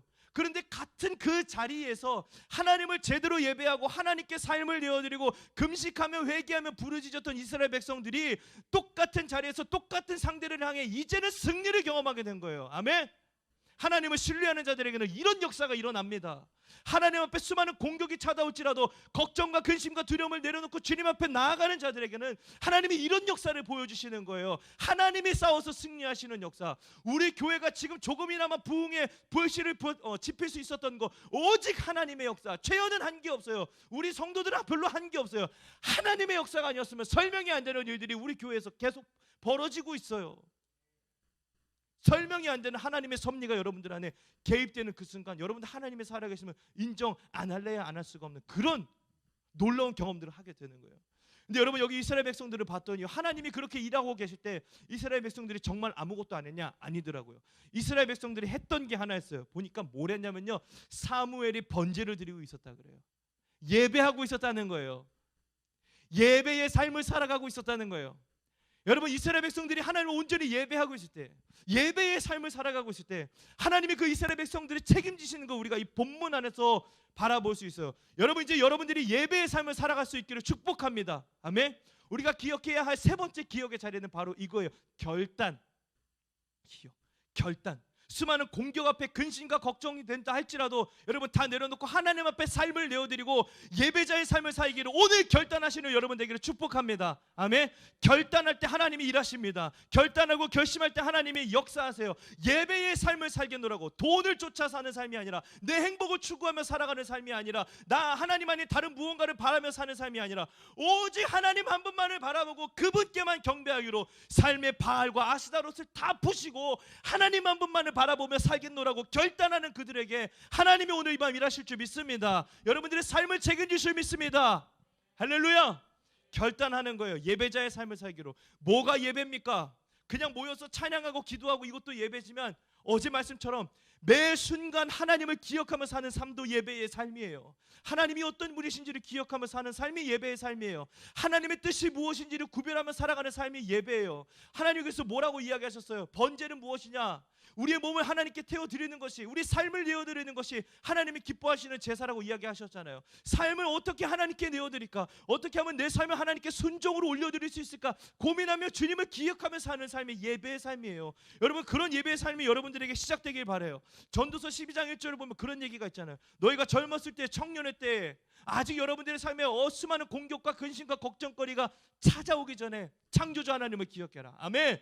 창조주 하나님을 기억해라. 할렐루야. 하나님의 뜻을, 하나님의 전능을, 하나님의 능력을, 하나님의 사랑을, 하나님의 은혜와 하나님의 어떠하심을 기억하며 사는 사람들에겐 그 삶의 시간이 흘렀을 때 찾아오는 공격과 근심과 걱정 앞에 무너지지 않는 역사가 일어난다는 거예요. 그러니까 젊었을 때에, 청년의 때에 여러분들의 믿음의 그 시작 단계에 하나님을 기억하는 습관들이 우리 안에 있기를 축복합니다. 할렐루야. 결단하는 사람들에게 어떤 역사가 일어나는지만 보고 말씀 마칠게요. 그래서 블레셋 사람들이 무릎을 꿇고 다시는 이스라엘에 들어오지 않았다는 거예요. 사무엘이 살아있는 동안에는요, 주님의 손이 블레셋 사람들을 다 막아주셨다는 거예요. 할렐루야. 여러분, 하나님 앞에 내 삶을 내어드리고 결단하는 사람들에게는요, 이런 역사가 일어나요. 잘 보세요. 공격이 없어진 게 아니에요. 블레셋이 어디 다른 나라로 사라진 게 아니에요. 블레셋 민족이 완전히 없어진 게 아니에요. 블레셋은 여전히 이스라엘의 옆구리에 존재하고 있어요. 그런데 그게 더 이상 문제로 여겨지지 않는 삶이 된다는 거예요. 여러분, 제가 하나님을 잘 믿고 하나님을 제대로 믿는 순간 제가 갑자기 슈퍼 리치가 됐을까요? 영앤 리치가 됐을까요? 아니에요. 여전히 제 삶에는 가난의 문제들이 산적해 있었어요. 여전히 우리 집 가정 환경은 불우했어요. 여전히 저는 공부 못했고, 여전히 저는 얼굴 뭐 볼 거 없는 볼품없는 삶을 살아가고 있었어요. 그런데 어제 얘기했듯이 그게 문제가 아니게 된 거예요. 왜? 나에게 진짜 중요한 것은 하나님의 뜻이 무엇인지를 구별하며 하나님을 위해서 사는 삶이 시작됐기 때문이에요. 여러분, 하나님 안에 사는 사람들은요, 여러분들의 삶에 많은 문제들이 있어요. 하다못해 여러분들이 원하는 꿈이 이루어지지 않을 수도 있어요. 그래도 하나님 안에 있을 때 그 삶에서 찾아오는 수많은 문제들이 더 이상 여러분들에게 공격거리가 되지 않는 거예요. 타격 입지 않는 거예요. 가난해도 타격 입지 않아요. 여러분, 제가 어제 여러분들에게 이야기했죠. 저 편의점 알바해요. 이제 제가 예배 마치고 한 7시 8시쯤 가겠죠? 그럼 전 잠 조금 자고 12시부터 편의점 출근해서 열심히 물건 정리를 해야 돼요. 선입선출 너무 귀찮아요. 주일날 사역 마치고 7시간 알바하는 거 너무 고되고 힘들어요. 여러분, 나이 30대 중반에 편의점 알바하면 누가 손가락질 한다니까요. 야, 가장이라는 애가 겨우 9,300원 시급받아가면서 알바하면서 하는 게 진짜 볼품없는 인생이다. 손가락질하기 딱 좋은 그런 삶을 제가 살아가고 있어요. 그런데 여러분, 그게 저한테 문제되지 않아요. 그거 저에게 공격거리 아니에요. 그건 저에게 걱정거리 아니에요. 왜? 제가 편의점 알바하는 이유를 설명드렸나요? 편의점 알바 왜 하냐면요, 제가 청년들에게, 학생들에게 뭐라고 얘기했냐면, 얘들아, 세상에 나가서 세상의 소금과 빛으로 예수 그리스도의 달빛처럼 예수님의 빛을 받아 세상을 비추는, 어둠을 비추는 삶을 살라고 맨날 얘기했어요. 나가서 전도하라고, 주님의 사랑 전하라고. 우리 2022년 주제가 Love You거든요. Love You. 사랑을 본 사람, 사랑으로 보는 사람, 사랑을 보여주는 사람. 세상에 예수 그리스도의 사랑을 보여주며 살아라고 얘기했는데, 정작 나는 맨날 일주일 내내 교회 안에 갇혀가지고 책 보고 유튜브 보고 혼자 막 띵까띵까 기타 치고, 그야말로 교회 안에 갇혀있는 거룩한 찐따마냥 살아가고 있는 나 자신이 너무 초라하고 부끄러운 거예요. 그래서 세상으로 나간 게 겨우 편의점 알바예요. 이것도 솔직히 창피해요. 근데 그거라도 할 수 있어서 다행이에요. 그래서 편의점에 나가서 알바하는 게 저에게는 누구에게 보여줬을 때 초라하지 않아요. 창피했으면 여기서 말 안 했겠죠. 아니요, 전 이게 기쁨이에요. 전 이게 자랑이에요. 저는 이게 평화예요. 제가 편의점에 나가서 만나는 그 술주정뱅이들, 신분증 속이고 담배 사러 술 사러 오는 그 고딩들 만나는 게 저에게 평화예요. 거기서 그 세상 근심 걱정에 그야말로 사로잡혀서 어떤 분은 와가지고 수면제를 찾더라고요. 제가 물어봤어요. 수면제 왜 찾으세요? 참 편의점 알바가 오지랖도 넓지. 수면제를 왜 찾으세요? 물어봤어요. 너무 걱정이 많아서 잠자고 싶다는 거예요. 그분과 몇 마디 대화 나눴는데 이분이 자기한테 말 걸어줘서 고맙다는 거예요. 편의점 알바 주제에.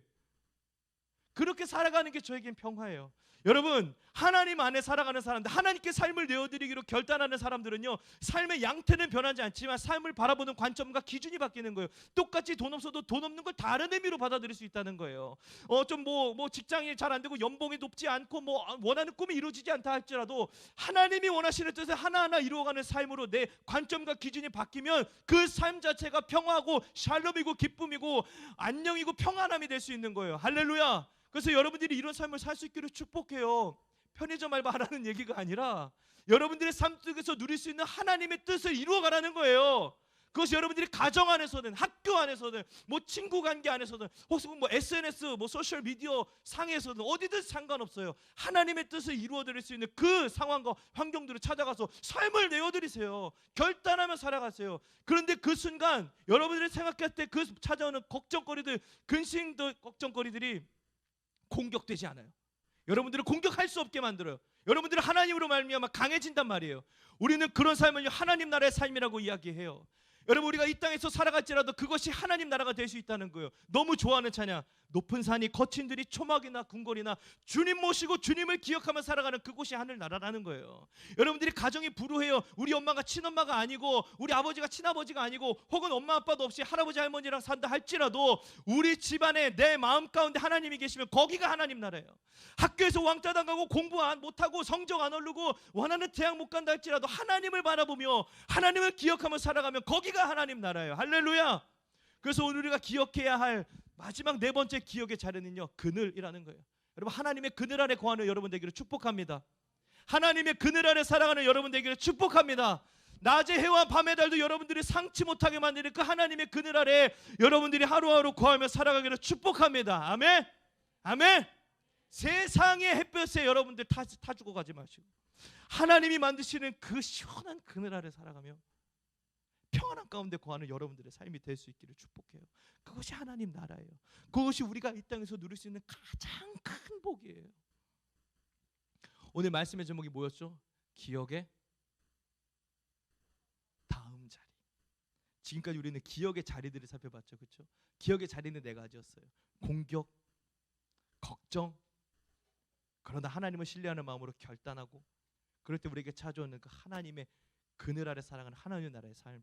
여러분들이 이 기억들을 기억하며 살아가는데 그 기억의 다음 자리가 있더라고요. 여러분, 기억 다음엔 뭐예요? 니은이에요. 여러분, 기억 다음에 니은이에요. 여러분, 니은하면 뭐 생각나요? 니은은 나예요. 여러분, 오늘 이 이야기가 남의 얘기가 되면 안 돼요. 나의 얘기가 돼야 돼요. 할렐루야. 기억 다음의 자리는 뭐예요? 그냥 듣고 마는 게 아니라 그게 내 얘기가 돼야 된다는 거예요. 저도 많은 수련회 다녔어요. 많은 예배 드렸어요. 많은 설교 들었어요. 근데 그거 한 귀로 듣고 한 귀로 흘리면 그저 좋은 얘기, 좋은 강연 들었을 뿐이에요. 그런데 그걸 나에게 받아들이고 나에게 적용하는 순간 이게 내 거가 되는 거예요. 그리고 그 기억 다음에 니은을 새기면 여러분들 안에 그 나의 이야기로 받아들이기 시작하면 그게 여러분들의 삶에 새겨지는 십자가의 흔적이 되는 거예요. 기억 다음에 니은을 그리면 십자가예요. 여러분, 오늘 제가 얘기했던 이 기억의 자리들, 공격당하고 걱정거리가 넘쳐나지만 하나님께 삶을 결단하고 하나님의 그늘 아래 거하는 삶을요, 우리는 십자가의 길이라고 이야기해요. 여러분, 십자가의 길은요 쉽지 않은 길이에요. 여러분, 주님이 어떻게 죽으셨어요? 십자가에 죽으셨어요. 십자가의 죽음은요 단번에 죽는 죽음이 아니었어요. 오랜 시간 겪는 고통이었어요. 십자가의 길은요 오랜 시간 고통을 수반하는 자리예요. 여러분, 하나님의 백성으로 하나님 나라 안에 살아가는 게, 결단하는 게 지금은 참 멋진 얘기처럼 이야기했지만 엄청난 고통들을 여러분들이 감당하면서 살아야 돼요. 응? 힘들 거예요. 저는 지금 30대 중반인데 여전히 하나님 안에서 살아가는 게 그다지 쉽지만은 않아요. 솔직히 말하면 편의점 알바 얼마나 고된데요. 개척교회 목회자로 사는 거 얼마나 힘든데요. 그야말로 오래도록 지속되는 그 끊임없는 고통의 자리에서 살아가는 게 우리가 살아가야 할 삶의 자리더라고요.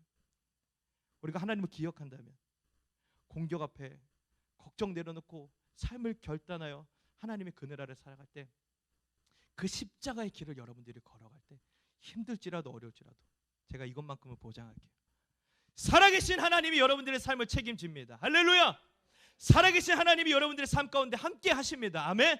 여러분들이 아무리 볼품없는 삶을 살아도 여러분들의 삶의 십자가가 세워질 때 하나님으로 말미암아 살아가고 예수님 바라보며 예수님의 십자가의 은혜를 기억하며 살아갈 때 여러분들의 삶은 그 누구도 흔들 수 없는, 어떤 공격에도 무너지지 않는 영원한 기쁨과 평안함만이 넘쳐나는 샬롬의 나라 하나님 나라의 삶을 살게 되는 십자가의 제자들이 다 될 수 있기를 축복합니다. 할렐루야. 할렐루야.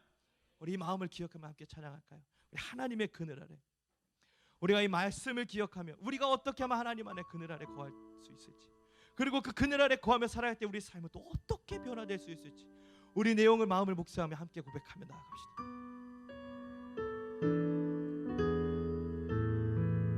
하나님의 그늘 아래, 하나님의 그늘 아래 내 모든 것 다 내려놓고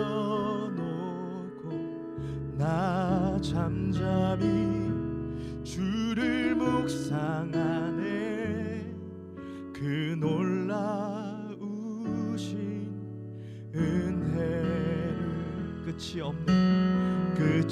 없는 주님의 사랑, 주의 사랑 강물 되어 흘러 내 영혼에 자유함을 주시네.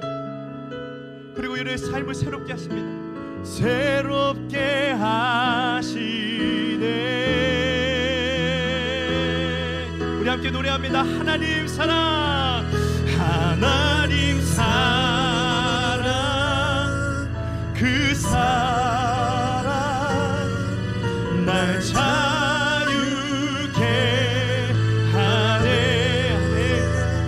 하나님 사랑, 그 사랑 날 회복해 하네. 여러분, 우리가 다시 한번 찬양할 텐데요, 우리 찬양의 가사를 이제 묵상합니다. 여러분, 하나님은 어떤 분이세요?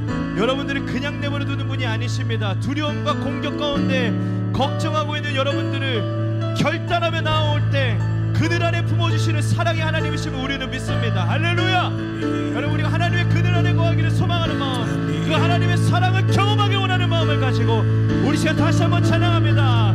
하나님 사랑, 그 사랑 날 자유케 하네. 하나님 사랑, 그 사랑, 그 사랑 날 왜. 우리 하나님의 사랑을 소망하는 자들을 우리 두 손을 들고 고백합니다. 하나님 사랑, 사랑, 그 사랑 날 자유케 하네.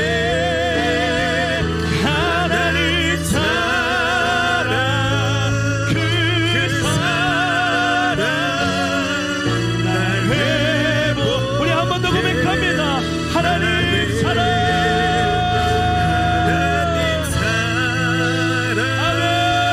그 사랑 날 자유케 하네.